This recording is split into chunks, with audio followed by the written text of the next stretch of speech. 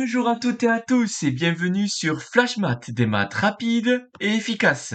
Alors aujourd'hui, nous allons voir comment on fait des droites perpendiculaires. Surtout, on a une droite et on voudrait faire une droite perpendiculaire à cette droite passant par un point donné. Alors j'ai fait trois cas. Donc ma droite, la droite verte que vous voyez ici, elle passe par le point C. Donc j'ai fait trois cas. Un cas où on a un point A qui est, on va dire, allez, au-dessus de la droite, un point B qui est en dessous de la droite et un point C qui appartient à la droite. Comment on fait des droites perpendiculaires? Donc déjà, pour faire des droites perpendiculaires, il faut utiliser une équerre. Donc, pour l'équerre, déjà, regardons un peu comment est une équerre. Une équerre, il y a deux côtés qui forment un angle droit et vous avez un autre côté qui s'appelle une hypoténuse dans un triangle rectangle parce que du coup, une équerre forme un triangle rectangle. Les deux côtés qui vont être intéressants, c'est les côtés qui supportent l'angle droit. Donc, c'est-à-dire le côté où il y a la règle, où il y a les graduations, et l'autre côté, ici, celui-là. Comment je vais faire maintenant pour positionner mon équerre? Mais je vais tourner mon équerre pour que un des côtés qui supporte l'angle droit, donc c'est-à-dire celui-là ou celui-là, soit sur la droite. Donc c'est-à-dire épouse complètement la droite, à l'image de ça. Alors, je vais tourner un peu pour que ça soit quand même beaucoup plus précis. Voilà. Là, j'ai bien un côté qui touche l'angle droit, donc je rappelle, c'est soit celui-là, soit celui-là. L'hypoténuse, on ne s'en servira pas. Comme on reconnaît l'hypoténuse dans un triangle rectangle, et donc dans mon équerre, c'est le côté le plus long. Voilà, donc celui-là, il ne me servira à rien. Donc j'ai mis un côté de l'équerre sur la droite. Et après, il n'y a plus qu'à glisser l'équerre le long de cette droite, tout en ayant le côté qui supporte l'angle droit sur la ligne, comme si c'était un rail. Voilà. Et après, il va falloir que l'autre côté, qui est libre, du coup l'autre côté qui n'a aucune ligne sur lui, que l'autre côté touche le point dont on veut que la droite perpendiculaire à cette droite verte passe. Donc, c'est-à-dire, je veux une droite perpendiculaire à la droite verte passant par le point B. Mais du coup, il va falloir que je glisse ici jusqu'à ce que l'autre côté de l'angle qui supporte l'angle droit aille sur le point B. J'y suis. Ça y est, c'est fait.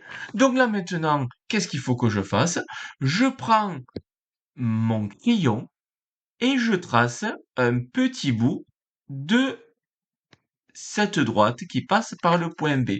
Je dis bien un petit bout parce qu'après, une fois que j'ai fait ça, je peux prendre du coup ma règle et je prolonge parce que du coup, une droite perpendiculaire à la droite verte, c'est bien une droite. Donc une droite, c'est illimité.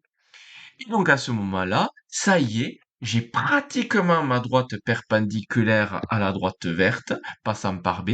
Il me manque juste à mettre le codage de l'angle droit pour dire qu'on a bien fait une perpendiculaire. Voilà.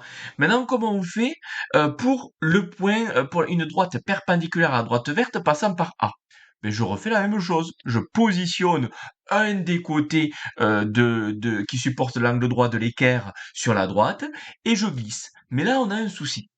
On a un souci parce que vous voyez bien que si je glisse ici le long de la ligne verte, ben ce côté-là, donc le côté libre, ne va jamais toucher le point parce qu'il est de l'autre côté. C'est parce que là, notre équerre, on la tourne dans le mauvais sens. Donc là, je vais la tourner dans ce sens, donc c'est-à-dire vers le haut. Il n'y a pas forcément de haut et de bas en mathématiques, mais on se comprend là du coup là-dessus. Je vais le mettre bien comme il faut. Voilà. Et là, je fais exactement pareil. Donc, je glisse le long de la droite mon équerre, jusqu'à ce que l'autre côté qui touche l'angle droit, qui supporte l'angle droit, soit bien comme il faut sur mon point A. Et après, il suffit que de tracer. Je le fais en direct, d'un coup, tout simplement, parce que on peut très bien aussi, au lieu de faire un petit bout et après utiliser la règle, prendre la règle directement, ici, de la mettre contre l'équerre, je vais le faire, ici, contre l'équerre, attendez, c'est pas forcément évident en manipulation, voilà, et après, d'enlever l'équerre et de tracer ma droite, c'est totalement possible. Surtout, n'oubliez pas à la fin de mettre un angle droit pour dire que c'est perpendiculaire. Alors, il y a 4 angles droits possibles. Vous pouvez mettre n'importe lesquels. Ça sert à rien d'en mettre 4. C'est juste un codage pour montrer qu'on a des droites perpendiculaires. Donc, qu'on en mette un ou 4, on le verra. Quoi qu'il arrive, que c'est perpendiculaire grâce à ce codage. Donc un, ça me suffit, ça permettrait de ne pas alourdir la figure. J'enlève cet équerre. Maintenant, comment on fait si le point il est sur la droite? Mais là, ça va être encore plus simple. Parce que ici, si c'est sur la droite, ben, je fais pareil, je pose un côté de mon équerre qui supporte l'angle droit sur la droite et je glisse le long de la droite jusqu'à arriver à mon point C. Donc là, en fait, que je la mette dans un sens ou dans l'autre, je vais y arriver parce que le point C est directement sur la droite. Et après, donc, du coup, je fais exactement comme précédemment. Je fais ma droite. Voilà. Et on n'oublie pas l'angle droit. Voilà.